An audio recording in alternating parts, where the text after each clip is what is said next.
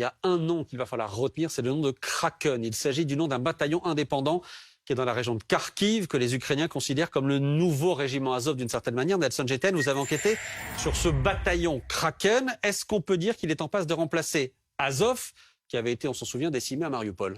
Alors Kraken, ce serait plutôt le petit frère d'Azov, déjà parce qu'ils partagent les mêmes valeurs patriotiques, voire nationalistes.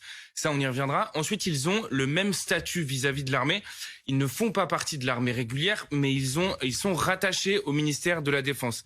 J'ai contacté l'un des combattants de cette unité. C'est un témoignage rare. C'est la première fois qu'il témoigne à la télévision européenne. Il se fait appeler Viking et ses modèles à lui, ce sont les combattants d'Azov. Le bataillon Azov était un modèle pour nous. C'était l'une des unités les plus aguerries d'Ukraine, les soldats les plus courageux. Leur manière d'entraîner les troupes, d'utiliser les tactiques modernes de combat, c'est pour cette raison que c'est notre modèle. Est-ce que vous partagez aussi les idées que certains avaient dans le régiment Azov? On dit aussi que vous êtes un bataillon ultranationaliste. Qu'est-ce que vous répondez à ça? Écoutez, ceux qui disent qu'Azov était un bataillon ultranationaliste ne comprennent rien. Je ne suis pas d'accord pour dire que défendre son pays, c'est être ultranationaliste.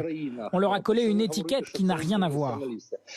Alors, si on regarde un peu dans le détail, on voit quand même que le noyau dur de ce régiment Kraken fait partie des ultras du Metalist Kharkiv, le club de foot de la ville, connu pour sa proximité avec les réseaux nationalistes de la ville. Mais puis surtout, celui qui dirige Kraken aujourd'hui, c'est lui, vous allez voir sa photo, il s'appelle Konstantin Nemitchev. C'est une figure de l'extrême droite bien connue à Kharkiv. Il était candidat au municipal l'année dernière pour son parti, le Corps national. Regardez, on a retrouvé son clip de campagne. La semaine dernière, il a donné une conférence de presse pour expliquer les liens entre Kraken et le régiment Azov. La plupart de nos combattants ont été entraînés au sein du bataillon Azov entre 2014 et 2016. Mais le cœur d'Azov se trouvait à Mariupol. Et nous ici, nous sommes à Kharkiv. Et nous avons une autre unité. Et son nom, c'est Kraken. Kraken, est-ce qu'on le sait combien ils sont aujourd'hui? Oui, aux alentours de 1500, mais le chiffre augmente tous les jours. Ils recrutent beaucoup. La médiatisation assez forte autour de ce régiment-là aide forcément le recrutement. Et c'est assez facile, en fait, d'être recruté. Dans des boucles Telegram, on tombe assez vite sur ce message-là. Vous avez quelques renseignements à donner.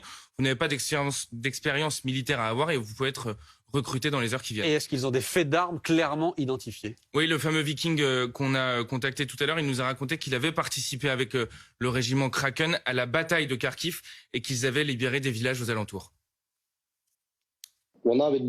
Après la bataille de Kharkiv, nous avons commencé la libération de plusieurs villages.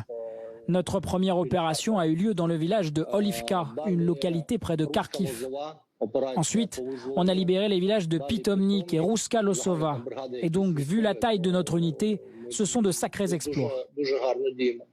Colonel Goyer, il y avait tout un mythe autour d'Azov. Ça en prend le chemin avec Kraken également?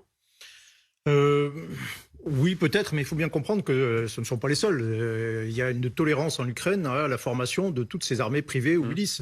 Dès le début du conflit, on se souvient de l'ancien président Porochenko, ancien président quand même, qui commence par créer sa propre milice. Et donc c'est quelque chose qui est toléré. Alors souvent, l'origine en est politique, il y a un contenu politique au départ, et puis ça a plein de volontaires qui arrivent de partout, parce que, comme disait Nelson, ils ont envie de combattre tout de suite, sans rentrer dans des structures militaires, étatiques, administratives, et voilà, et ils sont tout de suite engagés au combat dans des unités qui souvent paraissent ont un certain prestige, on va dire militaire, comme Azov, effectivement. Leur particularité aussi, c'est que ils sont une cible privilégiée des Russes. On se souvient de l'importance pour la propagande russe d'avoir capturé les membres du régiment Azov à l'usine Azovstal à Mariupol. Et la communication pour Kraken commence à se mettre en place également. Regardez le communiqué de l'agence TASS qui date d'hier. Les militaires russes ont tué 6 nationalistes de Kraken. Le nom de Kraken est bien mis en évidence dans la région de Kharkiv. Un autre a été capturé.